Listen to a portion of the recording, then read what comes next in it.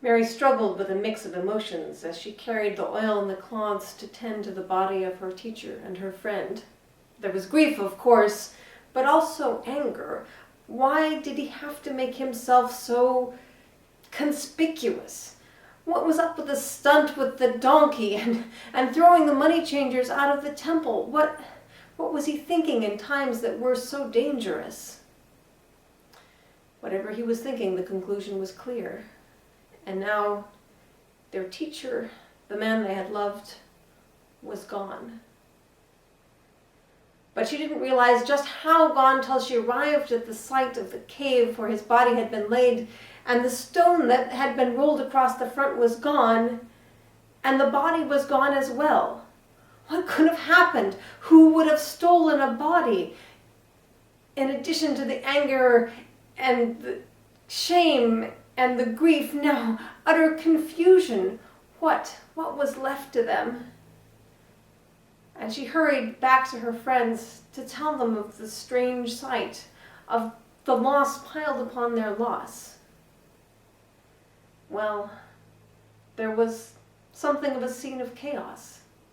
Everything they'd worked for, the teaching, the healing, the caring for the poor, what did it all come to? Just this mess, just this loss. And then 2 of the disciples came in with a stranger, a man they'd met on the road. Well, it hardly seemed like the perfect time to invite a stranger in for dinner, but if someone was hungry, there was a table for them. And so the man came and he joined them. And he saw the grief and the pain, and he invited them to talk. And the stories came pouring out. Well, do you remember the time he blasted that fig tree? Have you ever seen somebody get so mad at a tree? What about when we were on that little boat and the storm came up, and then all of a sudden, calm, and we felt safe? Do you remember what he said to the Syrophoenician woman? That was quite the story. Into the night they talked, and they remembered.